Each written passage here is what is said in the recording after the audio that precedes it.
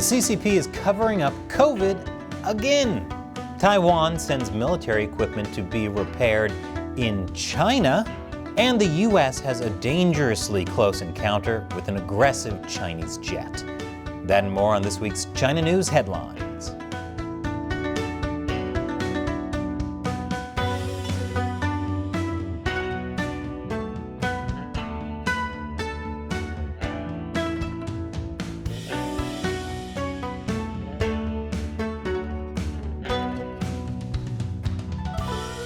Welcome to China Uncensored. I'm Chris Chappell. This episode is sponsored by Incogni. You probably know that companies are collecting your personal data, but you may not realize just how many. Dozens, maybe hundreds, most of which you've never heard of, and you have no idea what they're doing with it. Incogni helps stop them. I'll explain more at the end. Incogni is a great company. What isn't a great company is Shinra, the evil corporation destroying the planet in Final Fantasy VII. For more on that, check out the latest episode of our new channel, Gamers Unbeaten, Shinra, the ultimate big tech monopoly. Link is below. So, the Chinese Communist Party abruptly ended its zero COVID policy in December. That means allowing, even forcing people to go back to work, opening up travel, encouraging people to get back to normal. You know, the way it's been for a long time in the rest of the world. The problem is the Chinese regime is now flying blind. See, the Chinese Communist Party didn't just open up and go, let's see what happens. They opened up and are specifically trying to cover up what happens. The biggest problem is the country is collecting and sharing far too little data.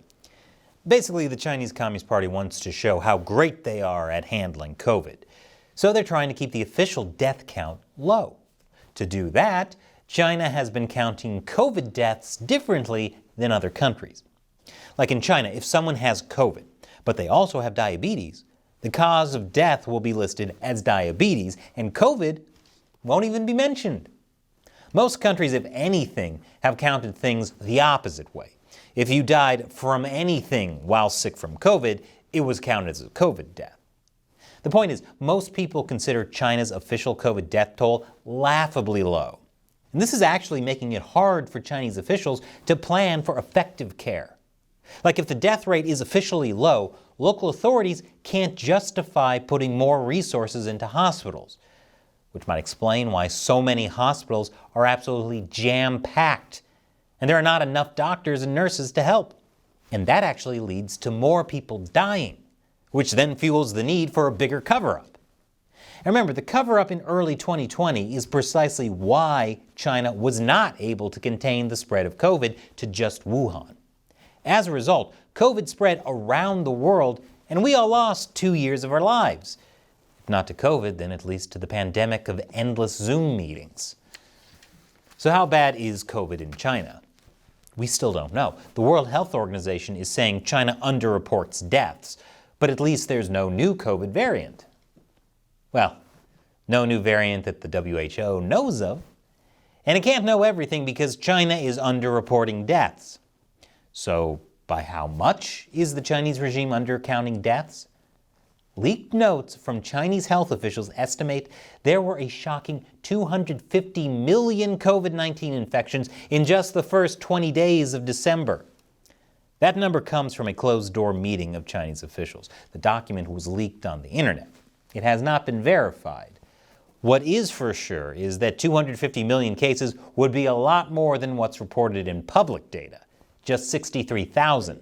So at least we can feel confident that there is a cover-up. Don't ever change, you. People inside China know there's a cover-up too. Not just because their hospitals are insanely crowded and their morgues are overflowing, but also because the worst possible thing is happening. Chinese celebrities are dying. And there's too much of that to be a coincidence.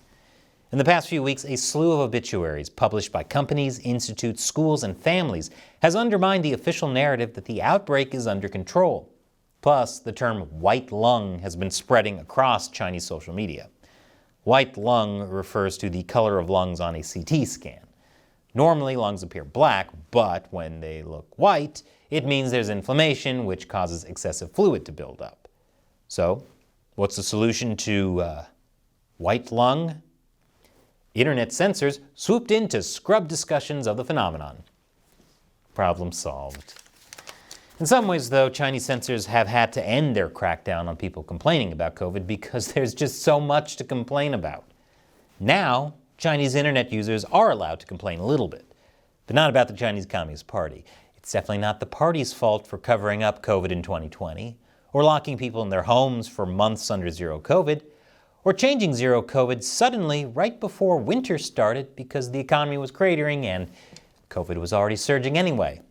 No, don't blame the Chinese Communist Party. You know who you should blame? Protesters. Remember back in November when people across China protested the Communist Party's zero COVID restrictions? They held up blank pieces of paper because criticism of the government is illegal.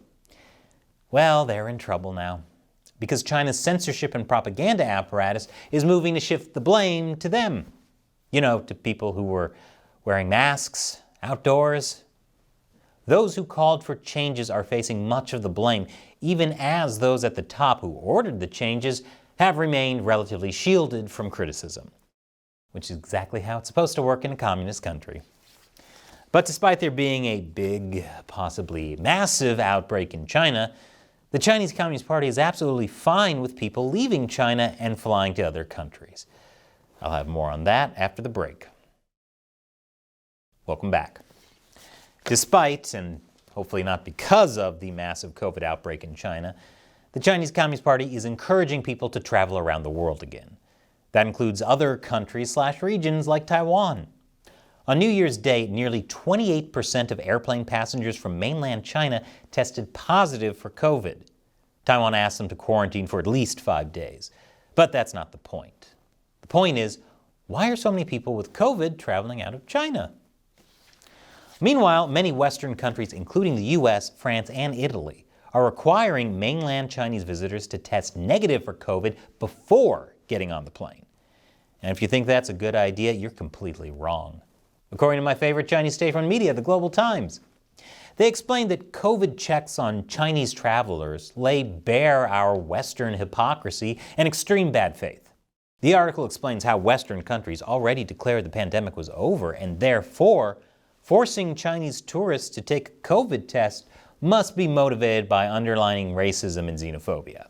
Please conveniently forget how just this past summer, most Chinese cities were forcing all residents to take COVID tests every 2 to 3 days if they wanted to leave their home to do literally anything, including taking a bus or shopping at a grocery store. And please also conveniently forget that early in the pandemic, the Chinese Communist Party banned most foreign arrivals to China. They didn't merely require testing, they just put a blanket ban on foreigners. And last year, China blocked entire flights after a small number of passengers on earlier flights tested positive for COVID.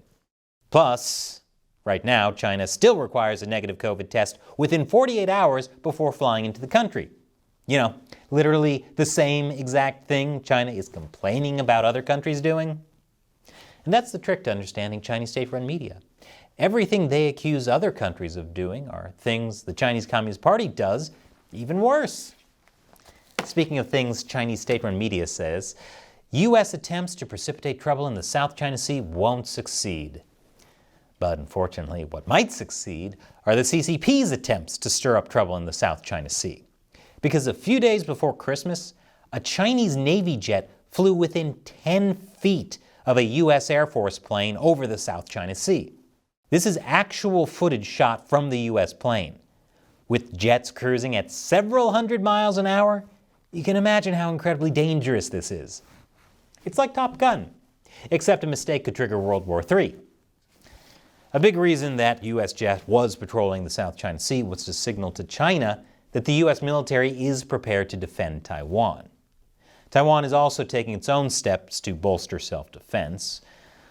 What's not so great is when Taiwan has to get its military equipment repaired in China. What happened is an instrument used to launch Taiwan's anti-ship missiles needed to be fixed. So it was sent to Switzerland by the company that had supplied it, but then they sent it to a maintenance center in China to make the actual repair. Which means China is such a major part of the global supply chain that the country China plans to invade has to rely on China for its military equipment. The people involved said they had removed all the memory cards, though, so there were no concerns over possible information leaks. But that shouldn't even be a thing you have to clarify. And after the break, Hong Kong gets help from Beijing to prosecute a dissident. Welcome back. For more than 2 years, we've been following the case of Jimmy Lai. He's the CEO of the pro-democracy Hong Kong newspaper Apple Daily. Or he was until the Hong Kong government forced him to shut it down and arrested him under the national security law, because nothing threatens China's national security like democracy. Lai has asked a British lawyer to represent him at his trial, which makes sense because Hong Kong's legal system is based on British common law. Also, Lai is a UK citizen. But now, Beijing has ruled that nope, Lai can't use that foreign lawyer after all. It's actually worse than that, because the Hong Kong courts had actually allowed Jimmy Lai's lawyer. But then Hong Kong's chief executive John Lee got involved and asked Beijing for help interpreting the law. So officials from the very top of the Chinese Communist Party told Lee, don't worry about it, we'll give you legal permission to stop this. This is what Beijing calls one country, two systems. That's where in mainland China, defendants are not allowed fair representation, whereas in Hong Kong, defendants are also not allowed fair representation, but under a different set of laws. See? Two systems. Possibly some good news in Hong Kong, though. Remember Cardinal Joseph Zen, the Catholic official who has been sympathetic to people having freedom? We interviewed him when we were there in 2019. He was arrested last year, also under Hong Kong's national security law. They confiscated his passport. But now that the former Pope Benedict XVI has passed away, authorities returned his passport temporarily so he could leave Hong Kong and fly to the Vatican to attend the funeral this week. No word yet on whether he'll decide to fly back. And this episode is sponsored by Incogni.